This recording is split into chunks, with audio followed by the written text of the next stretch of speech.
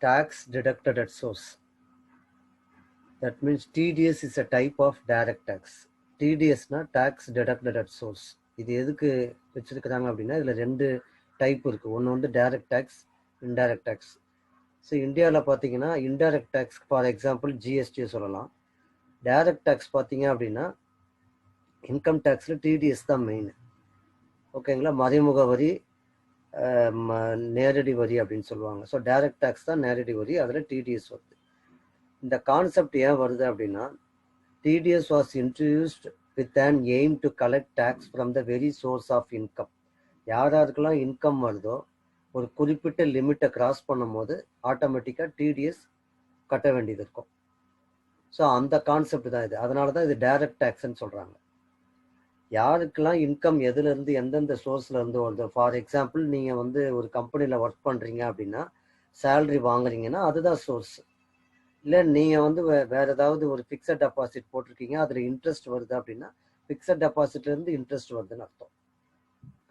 அதே மாதிரி நீங்கள் ஒரு லேண்டோ பில்டிங்கோ வந்து ரெண்ட்டுக்கு விட்டுருக்கீங்க அப்படின்னா அந்த சோர்ஸை வச்சு நீங்கள் ரெண்ட் ரிசீவ் பண்ணுறீங்க. ஸோ அப்போ அந்த சோர்ஸ்லேருந்து உங்களுக்கு ஒரு இன்கம் வருது. ஸோ ஏதோ ஒரு சோர்ஸ்லேருந்து இன்கம் வருது அப்படின்னா you should pay tax to the government. அதுதான் டைரக்ட் டேக்ஸ்.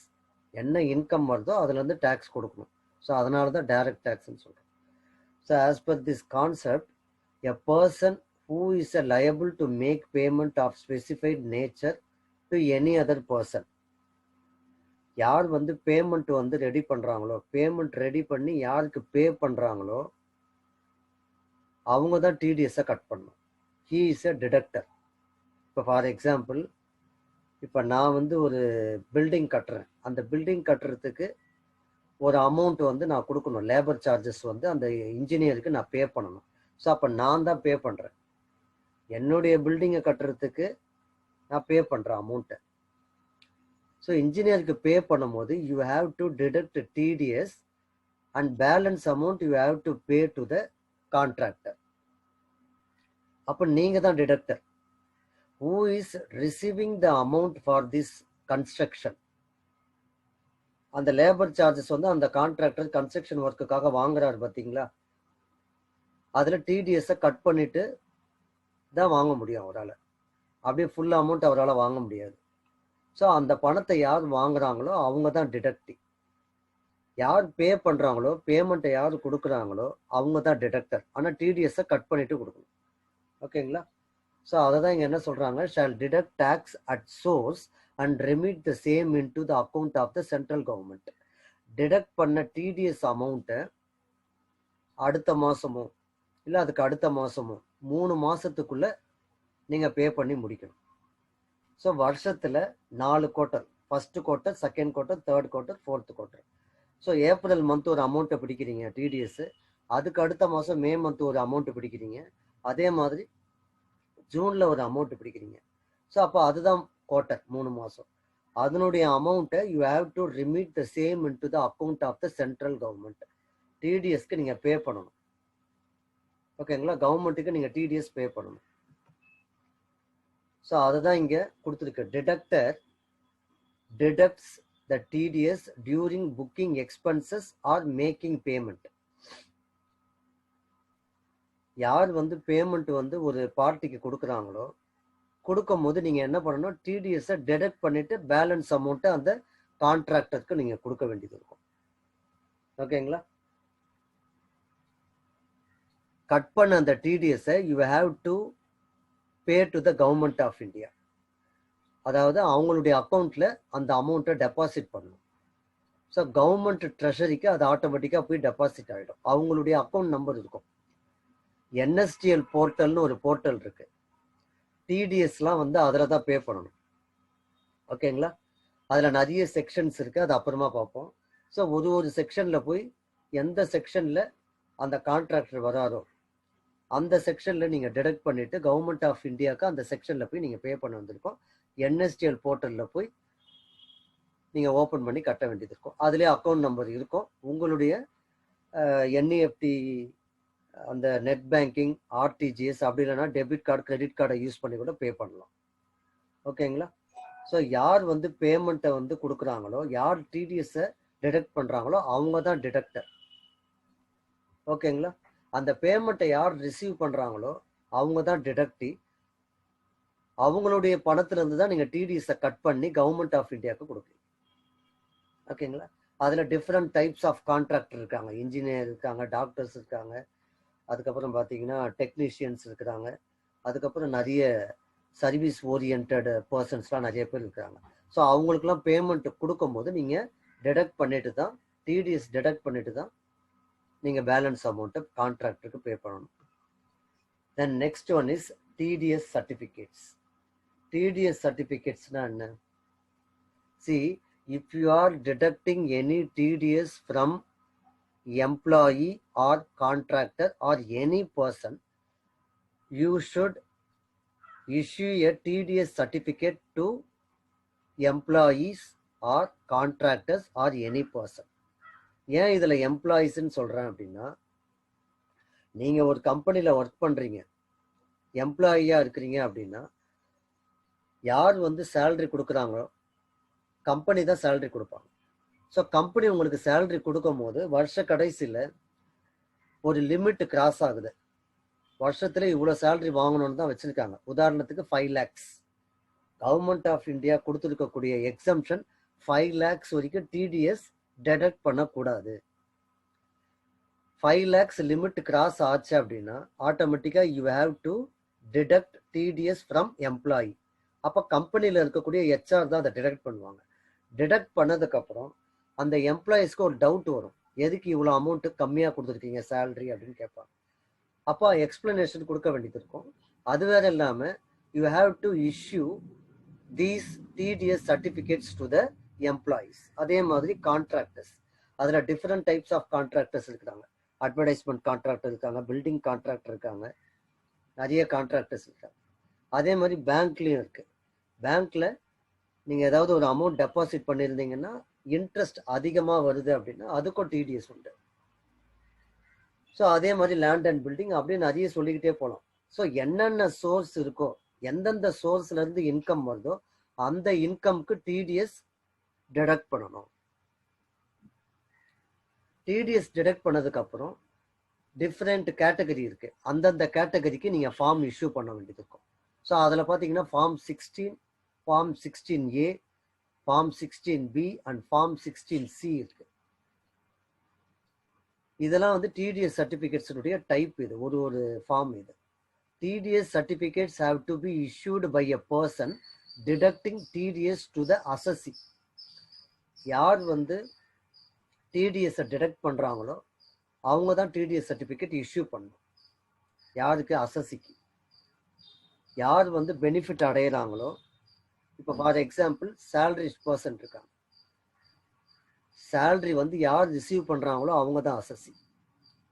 அப்போ சேலரி நான் கொடுக்கும் போது ஒரு குறிப்பிட்ட 5 lakhsக்கு மேலே சேலரி போகுதுன்னா கம்பெனி தான் டிடிஎஸை டிடக்ட் பண்ணுவாங்க. அப்போ கம்பெனி தான் டிடக்டர். ஓகேங்களா? அப்போ அந்த கம்பெனி தான் ஃபார்ம் இஷ்யூ பண்ணணும், டிடிஎஸ் சர்டிஃபிகேட் இஷ்யூ பண்ணணும். ஓகேங்களா? ஸோ இதுதான் வந்து income TDS was deducted while making payment. கான்ட்ராக்டுக்கு பேமெண்ட் கொடுக்கும் போதோ சரி, இல்லை எம்ப்ளாயீஸ்க்கு சேலரி கொடுக்கும் போதோ சரி, இல்லை பேங்க்ல வந்து கஸ்டமருக்கு இன்ட்ரெஸ்ட் பே பண்ணும் போதோ சரி, you have to deduct TDS and issue these type of forms certificates to customer or contractor or employees. ஓகேங்களா? தென் நெக்ஸ்ட் ஃபார்ம் 16னா என்ன? ஏற்கனவே நான் சொல்லியிருக்கிறேன், ஒரு கம்பெனியில் ஒரு salaried individuals, salaried persons work பண்ணுறாங்க அப்படின்னா அவங்க பிஸ்னஸ் பண்ணல, ஒரு கம்பெனியில் ஒரு ஓனருக்கு கீழே ஒர்க் பண்ணுறாங்க. ஸோ அவங்களால எந்த வேலையும் பார்க்க முடியாது, வெளியிலலாம் போய் பார்க்க முடியாது, ஃபுல் டைமாக ஒரே கம்பெனியில் ஒர்க் பண்ணுறாங்க. ஸோ அப்போ அவங்களுடைய இன்கம் எதுன்னா மாதம் மாதம் சேலரி கொடுக்கறது தான் இன்கம். கவர்மெண்ட் ஆஃப் இந்தியா என்ன சொல்லியிருக்காங்க அப்படின்னா, அதாவது போன வருஷம் 5 lakhsக்கு மேலே யாராவது ஏர்ன் பண்ணுறாங்க, சம்பாதிக்கிறாங்க அப்படின்னா, அதாவது ஆனுவல் சம்பாதிக்கிறாங்க அப்படின்னா you have to deduct TDS, அதாவது இன்கம் டேக்ஸு டிடக்ட் பண்ணணும். டிடக்ட் பண்ணதுக்கப்புறம் ஃபார்ம் 16 இஷ்யூ பண்ணணும் அந்த எம்ப்ளாயிக்கு. ஸோ அதை தான் இங்கே சொல்கிறாங்க, form 16 is a certificate issued to salaried individuals from their employer. Employerனா அந்த கம்பெனி, அந்த ஹெச்ஆர் டிபார்ட்மெண்ட்ல இருக்கிறவங்க தான் அந்த ஃபார்ம் 16 இஷ்யூ பண்ணணும். அது அக்கௌண்ட்ஸ் டிபார்ட்மெண்ட், ஹெச்ஆர் எல்லாம் ஒன்று தான். So when you detect tax from the employee salary, you have to issue the certificate to the employees. So இது வந்து பார்த்தீங்கன்னா ஒரு அக்னாலஜ்மெண்ட் மாதிரி. டேக்ஸ் நாங்கள் டிடக்ட் பண்ணியிருக்கிறோம் அப்படிங்கிற அக்னாலஜ்மெண்ட் சர்டிஃபிகேட் தான் இந்த ஃபார்ம் 16 சர்டிஃபிகேட். அது மட்டும் இல்லாமல் டிடக்ட் பண்ண டிடிஎஸை நாங்கள் சென்ட்ரல் கவர்மெண்ட்டுக்கு, அதாவது இன்கம் டேக்ஸ் டிபார்ட்மெண்ட்டுக்கு உங்களுடைய டிடிஎஸ் டிடக்ட் பண்ண அமௌண்ட்டை நாங்கள் கட்டியாச்சு, டெபாசிட் பண்ணியாச்சு. டெபாசிட் பண்ணி என்எஸ்டிஎல் போர்ட்டில் பணம் கட்டியிருந்து சப்மிட் கொடுத்தாதான் அந்த ஃபார்ம் 16 பிரிண்ட் அவுட்டே எடுக்க முடியும். நீங்கள் அந்த டிடிஎஸ், அந்த குறிப்பிட்ட எம்ப்ளாயினுடைய அமௌண்ட்டை நீங்கள் கட்டலை அப்படின்னா அவருடைய பேரில் அந்த குறிப்பிட்ட ஃபார்ம் 16, அதுக்கு ஒரு செக்ஷன் இருக்கு, அண்டர் செக்ஷன் 192ன்னு சொல்லுவாங்க. அது அப்புறமா நான் பின்னாடி சொல்கிறேன். நான் செக்ஷன் 192ல் தான் எம்ப்ளாயீஸ்க்கு சேலரி டிடிஎஸ் டிடக்ட் பண்ணுவாங்க. அந்த செக்ஷன்லாம் அந்த ஃபார்மில் இருக்கும். ஸோ என்எஸ்டிஎல் போர்ட்டலில் நீங்கள் அந்த செக்ஷனில் போய் இந்த எம்ப்ளாயினுடைய டிடக்ட் பண்ண டிடிஎஸ் அமௌண்ட்டை நீங்கள் பே பண்ணியிருந்தாதான், அதாவது இன்கம் டேக்ஸ் டிபார்ட்மெண்ட்டுக்கு டெபாசிட் பண்ணியிருந்தாதான் சப்மிட் கொடுத்து ஃபார்ம் 16 பிரிண்ட் அவுட் எடுக்க முடியும். இல்லைனா ஃபார்ம் 16 பிரிண்ட் அவுட் எடுக்க முடியாது. ஓகேங்களா? சரி. ஸோ இண்டிவிஜுவல் பர்சனுக்கு ஃபார்ம் 16. அதுக்கு அடுத்தது ஃபார்ம் 16A. இது யார் அப்படின்னா சேலரி வாங்காதவங்க, ஓன் பிஸ்னஸ் பண்ணுறவங்க. For example technicians, hardware engineers, building contractor, advertisement contractor, plumber, electrician. So அது மாதிரி சொல்லிக்கிட்டே போகலாம். ஸோ இவங்கெல்லாம் வந்து சேலரிடு இண்டிவிஜுவல் கிடையாது, சேலரிடு பர்சன் கிடையாது. அவங்க ஓனாக தொழில் பண்ணுறவங்க, ஓன் பிஸ்னஸ் பண்ணுறவங்க. ஸோ அப்போ அவங்க வந்து ஒரு பில்டிங்கை வந்து கட்டி கொடுக்குறாங்க. அந்த பில்டிங்கினுடைய எஸ்டிமேஷன் காஸ்ட் வந்து ஃபார் எக்ஸாம்பிள் ஒரு 20 lakhsன்னு வச்சுப்போம். லேபர் சார்ஜஸ் வந்து ஒரு 3 lakhஸோ இல்லை 4 lakhஸோ வருது. மெட்டீரியலை விட்டுருங்க, லேபர் சார்ஜஸே வந்து உங்களுக்கு வந்து 3 lakhs 4 lakhs வருது. இந்த 3 lakhs 4 lakhsங்கிறது அதுவும் இன்கம் தான். He is a contractor. அப்போ அந்த கான்ட்ராக்டருக்கு நான் வந்து லேபர் சார்ஜஸ் கொடுக்கணுமா இல்லையா? 3 lakhs 4 lakhs. ஸோ அந்த 3 lakhs 4 lakhs பே பண்ணும்போது பில்டிங்க்கு அந்த கட்டுறதுக்கு யார் பேமெண்ட்டை கொடுக்குறாங்களோ அவங்க தான் அந்த பேமெண்ட்டை டிடக்ட் பண்ணணும், டிடிஎஸை டிடக்ட் பண்ணணும். அதே மாதிரி if you R depositing any amount in fixed deposit, பேங்க்ல ஃபிக்ஸட் டெபாசிட் நீங்கள் ஒரு 10 லட்ச ரூபாய் 20 லட்ச ரூபாய் டெபாசிட் பண்ணுறீங்க.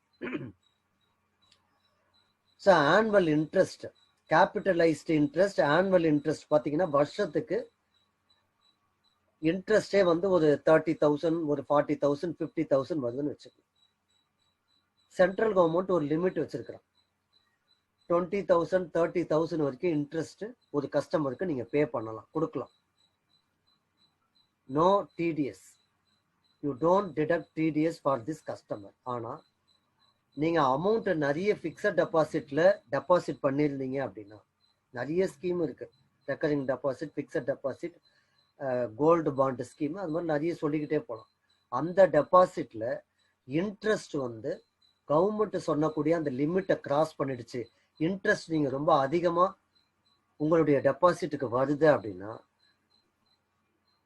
the bank automatically deduct TDS on your interest of this particular customer. அதே மாதிரி இன்சூரன்ஸ்லயும் இருக்கு. இன்சூரன்ஸ்ல கமிஷன் அதிகமா யாராவது வாங்குறாங்க அப்படின்னா அந்த வருஷத்துல கமிஷன் வந்து ஒரு குறிப்பிட்ட அமௌண்ட்டை விட லிமிட்டை கிராஸ் பண்ணி அதிகமா கமிஷன் வந்தது அப்படின்னா யார் கமிஷன் இஷ்யூ பண்றாங்களோ, கமிஷன் யார் தராங்களோ அந்த பார்ட்டி தான் டிடக்ட் பண்ணும். அதே மாதிரி if you are given your building for tenant, டெனன்ட்டுக்கு உங்களுடைய பில்டிங்கை நீங்க கொடுக்குறீங்க, அதுல ரெண்ட் ரிசீவ் பண்றீங்க, கடை வாடகை வருது. If you R receiving any rent, automatically the opposite party deduct TDS from landlord. So அது மாதிரி என்னென்ன சோர்ஸ் இருக்கோ பில்டிங் கான்ட்ராக்ட் எடுத்துக்கிட்டீங்க அப்படின்னா அந்த லேபர் சார்ஜஸ் 75,000 50,000 75,000 வரைக்கும் தான் ஒரு லேபர் சார்ஜஸ் நீங்கள் பேமெண்ட்டாக கொடுக்க முடியும் டிடிஎஸ் கட் பண்ணாமல். ஆனால் அபவ் 75,000 ஒரு அபவ் 1 lakh லேபர் சார்ஜஸ் இருந்ததுன்னா automatically you have to deduct TDS for this building contractor. அப்போ லேபர் சார்ஜஸ்க்கு டிடக்ட் பண்ணணும். ஸோ இந்த மாதிரி கான்ட்ராக்டருக்கு இந்த மாதிரி கஸ்டமருக்கு you have to issue form 16A for TDS on income other than salary. ஓகேங்களா? சரி, அதுக்கு அடுத்தது form 16B. This 16B certifies that the tax has been deducted at source on the income earned from the sale of immovable property. immovable ப்ராப்பர்ட்டினா உங்களுக்கு எல்லாருக்குமே தெரியும், land and building தான்.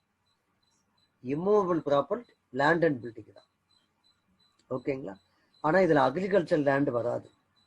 Agriculture land வந்து எதுக்கு சேல் பண்ணுவாங்கன்னா அக்ரிகல்ச்சர் பர்பஸுக்கு தான் லேண்டை வந்து பர்ச்சேஸ் பண்ணுவாங்க, சேல்ஸ் பண்ணுவாங்க. அதுக்கு எக்ஸம்ஷன் உண்டு. ஆனால் அக்ரிகல்ச்சர் லேண்டை வாங்கி பர்ச்சேஸ் பண்ணி கமர்ஷியலுக்கு யூஸ் பண்ணக்கூடாது. அந்த மாதிரி இருந்ததுன்னா டிடிஎஸ் பே பண்ண வேண்டியதாக இருக்கும். ஓகேங்களா? ஓகே. இப்போ சிட்டி சைடில் if you are purchasing any building or land, immovable ப்ராப்பர்ட்டியை நீங்கள் பர்ச்சேஸ் பண்ணுறீங்க. யார் பர்ச்சேஸ் பண்ணுறாங்களோ அவங்க தான் டிடிஎஸை வந்து டிடக்ட் பண்ணிட்டு பேலன்ஸ் அமௌண்ட்டை அந்த ஆப்போசிட் பார்ட்டிக்கு பே பண்ணணும். ஸோ லேண்ட் அண்ட் பில்டிங்கை யார் பர்ச்சேஸ் பண்ணுறாங்களோ அவங்க தான் டிடக்டர். ஏன் டிடக்டர்னு சொல்கிறேன் அப்படின்னா, ஏன்னா அந்த ஃபுல் அமௌண்ட்டை இவர் தானே பே பண்ணணும். யார் பில்டிங் லேண்டை பர்ச்சேஸ் பண்ணுறாங்களோ அவங்க தான் அந்த சேல் அமௌண்ட்டை பே பண்ண வேண்டியது இருக்கும். எவ்வளோ அந்த பில்டிங் போதோ அவ்வளோ அமௌண்ட் அந்த லேண்டுக்கு கொடுக்க வேண்டியது இருக்கும். ஸோ அப்போ ஆப்போசிட் பார்ட்டிக்கு நீங்கள் அந்த பில்டிங்கினுடைய காஸ்ட் பேமெண்ட் கொடுக்கும் போது before that you have to deduct TDS and you have to pay the balance amount to the opposite party. அந்த டிடிஎஸ் டிடக்ட் பண்ண அமௌண்ட்டை you have to deposited to income tax department.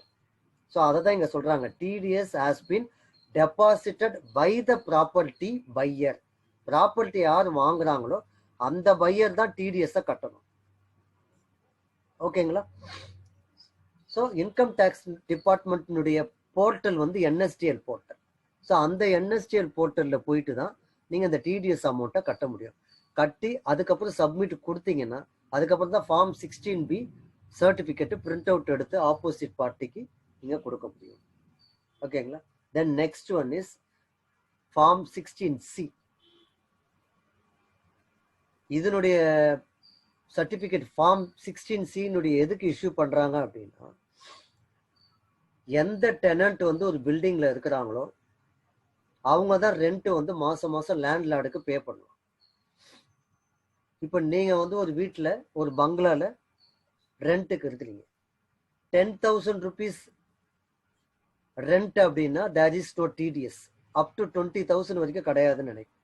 ஓகேங்களா? ஆனால் ஒரு building வந்து 50,000 rent, ஒரு building வந்து 1 lakh. இப்போ மவுண்ட் ரோடில் ஒரு கடை பார்த்தீங்க அப்படின்னா எப்படியும் 50,000 1 lakh இருக்கும் ரெண்ட். ஒரு பெரிய ஷாப்போ இல்லை ஒரு பெரிய பில்டிங்கோ பார்த்தீங்கன்னா 1 lakh 2 lakh வரும். ஸோ அப்போ இயர்லி பார்த்தீங்க அப்படின்னா 1,20,000 2,40,000 இன்கம் வரும் அந்த லேண்ட்லார்டுக்கு. ஸோ சென்ட்ரல் கவர்மெண்ட் ஒரு லிமிட் வச்சிருக்கிறான், 80,000 1 lakh வரைக்கும் தான் ரெண்ட் வந்து டிடிஎஸ் எக்ஸம்ஷன், டிடிஎஸ் பிடிக்கக்கூடாது. பட் 80,000 1 lakh மேலே ஒரு ரெண்ட் வந்து லேண்ட்லார்டுக்கு நீங்கள் பே பண்ணுறீங்க அப்படின்னா ரெண்ட் யார் கொடுக்குறாங்களோ அந்த டெனன்ட் வந்து ரெண்ட்லேருந்து டிடிஎஸ் டிடக்ட் பண்ணிட்டு அதுக்கப்புறமா பேலன்ஸ் அமௌண்ட் லேண்ட்லார்டுக்கு பே பண்ணணும். இந்த டிடிஎஸ் டிடக்ட் பண்ண அமௌண்ட்டை என்எஸ்டிஎல் போர்ட்டலில் போயிட்டு அதுக்குன்னு ஒரு செக்ஷன் இருக்கு 194 IB. இந்த 194 IB செக்ஷனில் போயிட்டு நீங்கள் டிடிஎஸ் அமௌண்ட்டை கட்டணும். டெனன்ட் தான் டிடக்டர், லேண்ட்லார்ட் வந்து டிடக்டிங். ஓகேங்களா? ஸோ லேண்ட்லார்டுக்கு ஒரு டவுட் வருது, நீங்கள் வந்து இவ்வளோ அமௌண்ட் வந்து டிடக்ட் பண்ணியிருக்கிறீங்க, நான் வந்து ஆடிட்டருக்கு கொடுத்து கிளைம் பண்ண வேண்டியது இருக்குது, நீங்கள் டிடக்ட் பண்ண டிடிஎஸ் சர்டிஃபிகேட் கொடுங்கன்னு சொல்லி டெனண்ட்டுக்கிட்ட கேட்கும் போது tenant should give this certificate.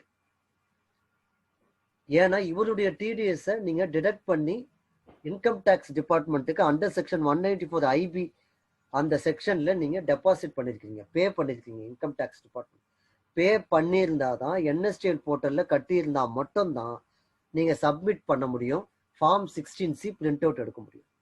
Form 16C நீங்கள் இல்லைன்னு சொல்கிறீங்க அப்படின்னா நீங்கள் டிடிஎஸ் அமௌண்ட்டை பிடிச்சிட்டு அந்த அமௌண்ட்டை நீங்கள் கட்டாமல் இருக்கிறீங்கன்னு அர்த்தம். ஓகேங்களா? டிடிஎஸ் கட்டலை அப்படின்னா கவர்மெண்ட் வந்து இன்கம் டேக்ஸ் டிபார்ட்மெண்ட்டில் ஆக்ஷன் எடுப்பாங்க. ஓகேங்களா?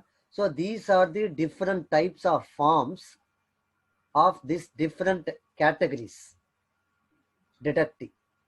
என்னென்ன கேட்டகரி சொன்ன?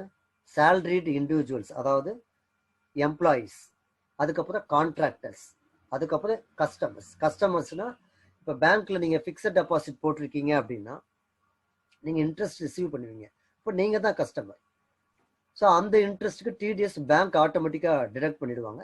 டிடிஎஸ் சர்டிஃபிகேட் நீங்கள் தான் கேட்டு வாங்கணும், பேங்க்கில் அவங்களா கொடுக்க மாட்டாங்க, நீங்கள் கேட்டு வாங்கினீங்கன்னா கொடுப்பாங்க. ஓகேங்களா? நீங்கள் ஆடிட்டர்கிட்ட கொடுத்து நீங்கள் வேறு ஏதாவது கிளைம் பண்ணணும்னா கிளைம் பண்ணிக்கலாம். Insurance certificate, LIC certificate, bond, அதுக்கப்புறம் வந்து பார்த்தீங்கன்னா மியூச்சுவல் ஃபண்டு, அந்த மாதிரி ஏதாவது ஆடிட்டர்கிட்ட கொடுத்து நீங்கள் கிளைம் பண்ணிக்கலாம். ஸோ அப்போ கிளைம் பண்ணும்போது இந்த ஃபார்ம் டிடிஎஸ் சர்டிஃபிகேட்டையும் சேர்த்து கொடுக்க வேண்டியது இருக்கும். அப்போ தான் ஆடிட்டருக்கு எப்படி வந்து அதை வந்து செட்டில் பண்ணணும், எப்படி கிளைம் பண்ணணும் அப்படிங்கிறது யூஸ்ஃபுல்லாக இருக்கும். ஸோ அதுக்கு தான் இந்த ஃபார்ம் 60. ஓகேங்களா? So thank you for your listen. Thank you sir. Okay. So உங்களுக்கு இது வரைக்கும் நம்ம ஃபேக்கல்ட்டி கொடுத்த இன்ஃபர்மேஷன்ஸ் யூஸ்ஃபுல்லாக இருந்திருக்கும் நம்புகிறோம். So at Eastar Max, we are giving this TDS micro certification from Tally Education as a 9 hours course. This is a micro certification actually. So this is exclusively for the working professionals. So working professionals, unga promotions veno illa unga skills upgrade pannonu nenichinga neenga indha course use panikalam. So we are taking registrations now. So you can visit us at www.eastarmaxtally.in. or you can call us at 822-099-722. Thank you, viewers.